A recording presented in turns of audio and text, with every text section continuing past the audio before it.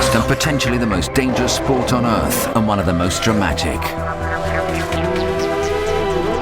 It's a technological showpiece where the difference between success and failure can be measured in 1,000th of a second. And it hasn't just captured the imagination of millions of fans worldwide, but hooked the big corporate fish as well. This is Formula One, and it's where sport comes face to face with business. In Formula One you have everything. You have the speed, you have the rich and famous, you have the star, you have the driver, you have the danger. It's become an unrivaled business that's gone global, from the billionaire playgrounds of the Middle East to the powerhouse economies of Asia. For 2 hours on a Sunday afternoon, it's a sport. The rest of the time, it's business. But we have to approach it and operate as a business form. 6.5 days a week. Sunday afternoons, clearly it's a magic sport.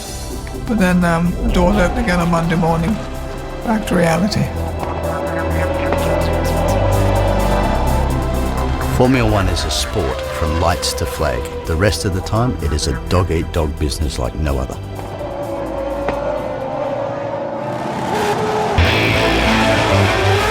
Over the course of this series, we look at Formula One in all its guises and analyse what it means for business, in theory and practice.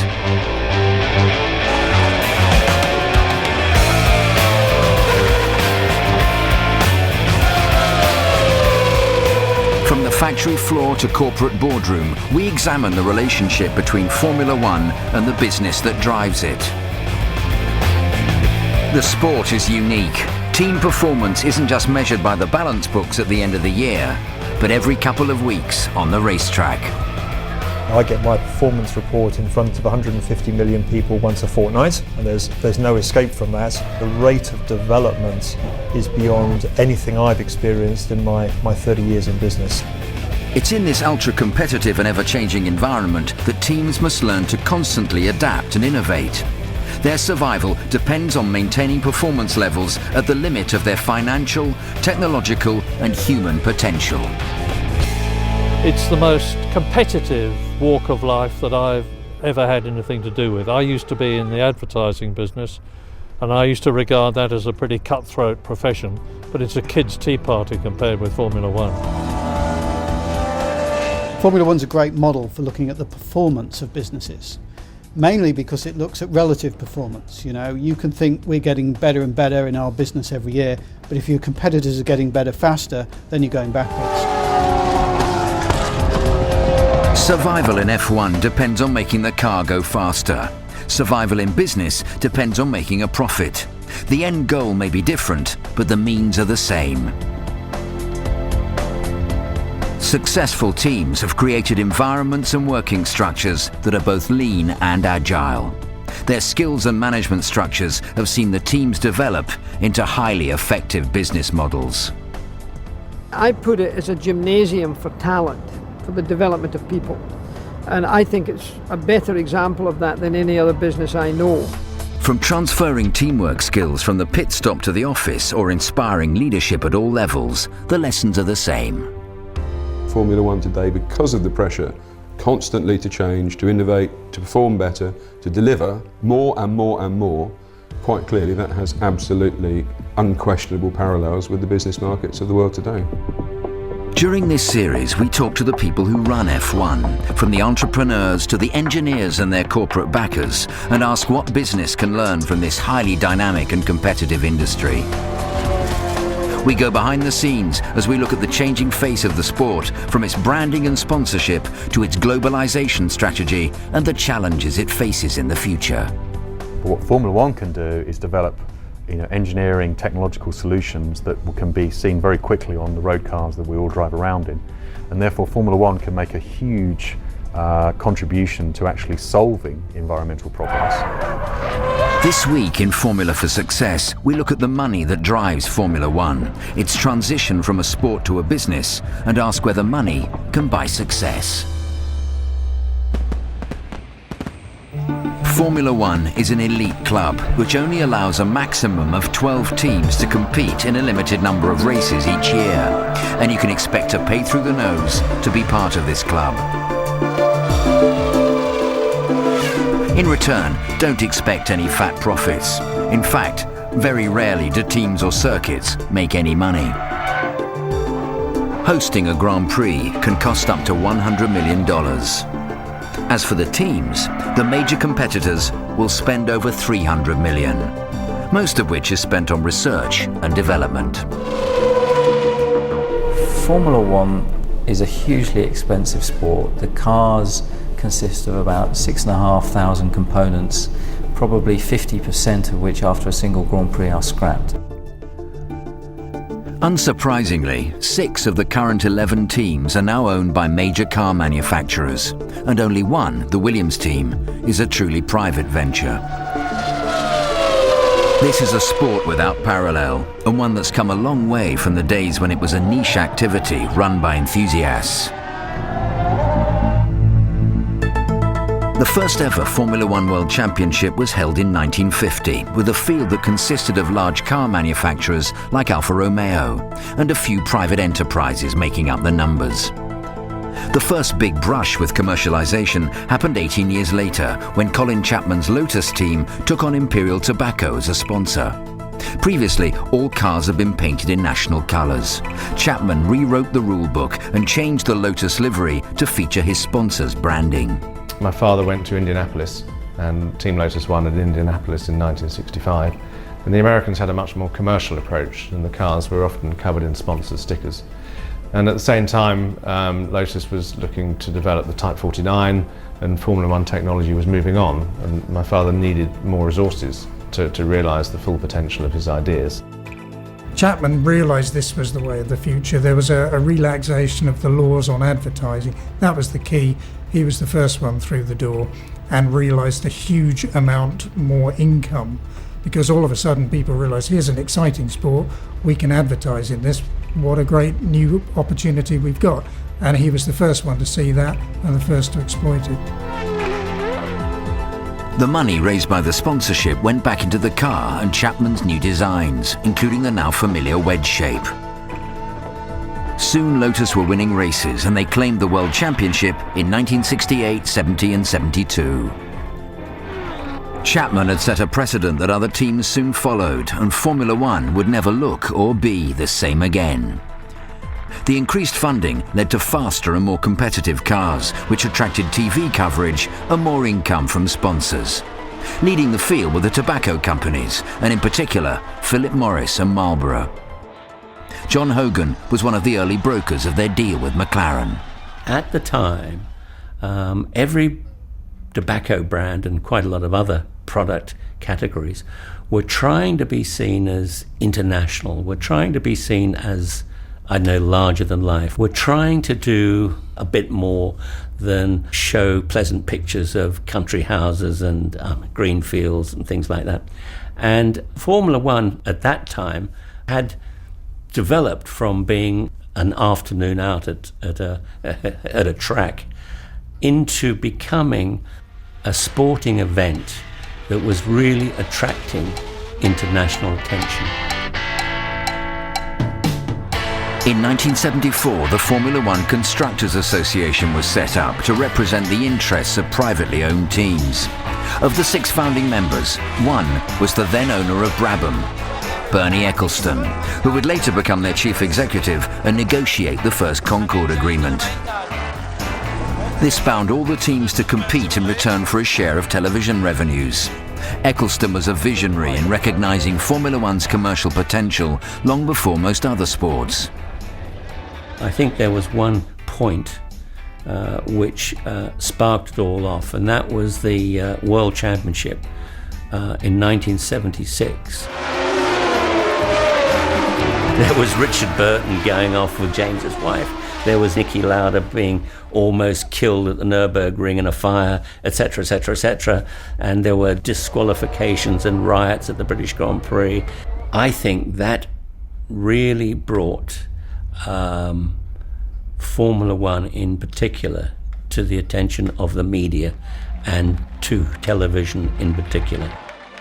Bernie saw the opportunity, and as they say, the rest is history. But it wasn't until the 1988 season that the sport would change forever. This was the year of the McLaren Super Team and the dawn of a new age of commercialization.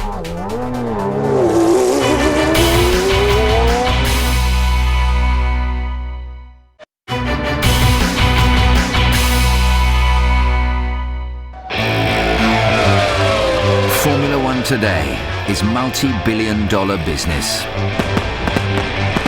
It's global, glamorous, and extremely popular with fans and business alike. Formula One is the pinnacle in terms of annual sporting events. If you've got the aspiration to be the top brand in your category, you want to be associated with the top sporting property. So it's a fantastic fit. No other sport can offer that opportunity. With over 350 global sponsors, Formula One has been the market leader in sports branding for the last 30 years. The boom in sponsorship during the 1970s and 80s facilitated its growth. But in 1988, things were to change forever. That season, Ron Dennis, the McLaren team boss, put together the super team of Alain Prost and Ayrton Senna with the new Honda engine. They won 15 out of the 16 races, a record that still stands to this day.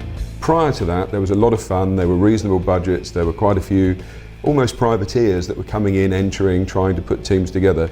The other teams were so shocked, I think, at being beaten 15 out of 16 Grand Prix by one team and one engine manufacturer, that everybody upped the ante.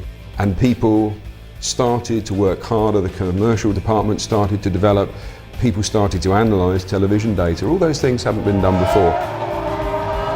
That period was the turning point that really converted it into a major international business. Growing health concerns over smoking in the 1990s threatened the viability of the sport. But when the ban on cigarette advertising finally came into force in 2003, the anticipated shortfall of revenue never materialized. Formula One had found a new line of sponsors, from telecommunications giants to banks and other corporations, hoping to cash in on F1's now global popularity. Clearly, when it went, the majority of people missed the dollars. In reality, the sport proved itself 100-fold by going out there and just opening up completely new sectors and continuing to increase their budgets. Formula One had rebranded itself and turned itself into the darling of blue chip companies. You need to know you have a great team behind you. And be a part of a great team. The Santander Group.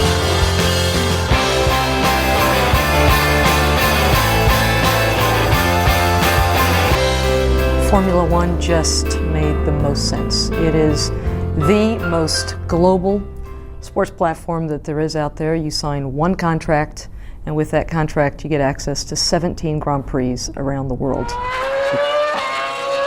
It is a global promotional platform, and we can roll it out worldwide, and it really works. The keys to its success are simple. It's popular, it's global, and it understands the needs of the hand that feeds it.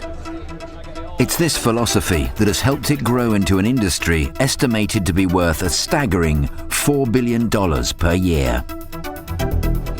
Pulling the commercial strings is Bernie Ecclestone and the Formula One Management Group. They control the commercial side of the sport, from selling official merchandise to negotiating TV rights. Everything in this sport is done with the sponsors in mind. Formula One is broadcast on free-to-air television in almost all countries around the world. It's therefore extremely shrewd and very sensible move of Bernie Ecclestone to ensure that by being out on free-to-air television, the sport is getting the maximum amount of exposure, it's getting the maximum number of viewers, and consequently it's delivering the greatest return back to its sponsors and its teams. The teams receive 50% of the Formula One Management Group's underlying revenues. How much they receive depends on where they finished in the championship the previous year. Renault, the 2006 world champions, received just over $30 million, while Williams in 8th place received $15 million less. That accounts for somewhere between a quarter and a third of our income. The remainder comes from, mostly comes from sponsorships, and we have some other, at the moment peripheral but growing sources of income, and we're licensing our brand in a couple of new initiatives and so on and so forth. But those are, for the moment, peripheral. The majority of our money comes from sponsorship. Many of the top teams raise in excess of $150 million a year, not just from sponsors, but also technical partners. These are mutually beneficial relationships, with teams offering marketing and exposure in return for a partner's expertise. Even in the teams that manufacture many parts for their cars, only about 40% of what goes in the car they make in-house. A good 60% of the parts are manufactured elsewhere. So these parts have to be manufactured to a certain standard. They have to be delivered in the right place at the right time. So learning to work effectively with your partners outside the organization in an efficient, lean way becomes crucial for success.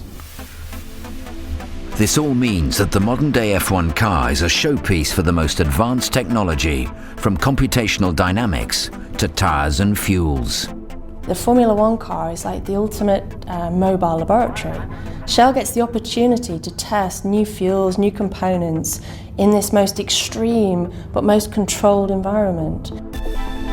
For the corporate partner, one of the big selling points is the audience it reaches.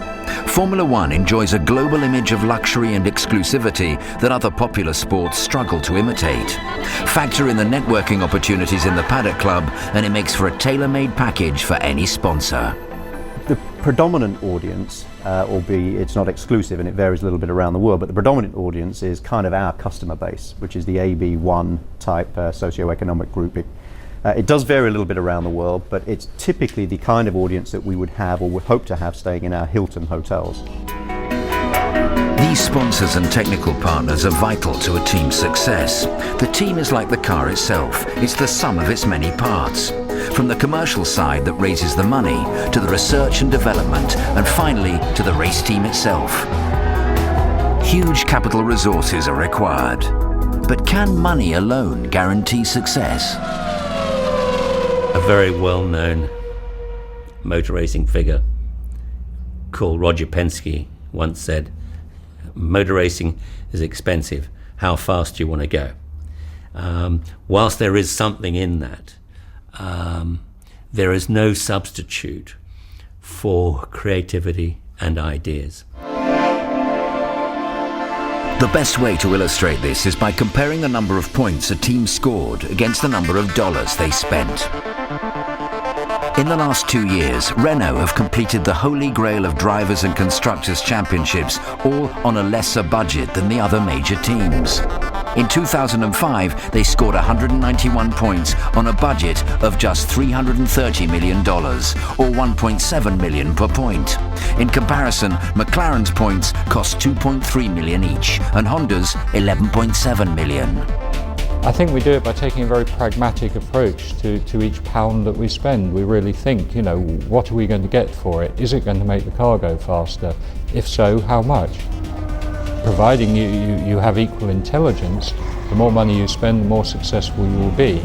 It doesn't mean that an unlimited budget will bring unlimited success. This fact is also acknowledged by Renault's competitors. It's a matter of being prudent with how you spend your money, where you commit your resource. I think Renault, for example, have been a tremendous example over the last couple of years, but they've won the championship on possibly what was the 5th largest budget.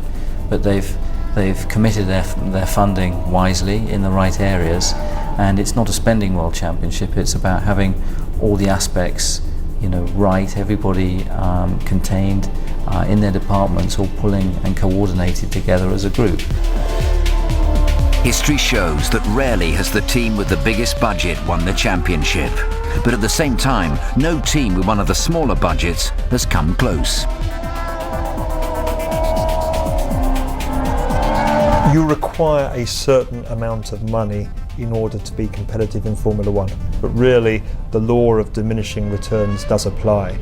Once you get above probably $250 million, the line starts to get very flat. In the last 2 years, the championship was won by Renault, so that I think gives hopes to the smaller teams that it's not just money that drives success. It's about how teams operate and achieve successful performance by working together effectively. That matters even more than the amount of money that you put into the game. Everything about Formula One is at the top end of the scale, from the technology it uses to the money it raises and the performance of its people. It operates in an ultra-competitive sporting and commercial environment where only the best-run teams will survive. They've had to perfect ways of optimizing their performance while working at their financial, technological and human limit. The methods they've adopted are just as relevant for any organization which hopes to succeed in today's dynamic business environment. In the next show, we look at the great leaders of Formula One and their strategies for success. We compare them to their commercial counterparts and examine what makes a winning team and a successful business.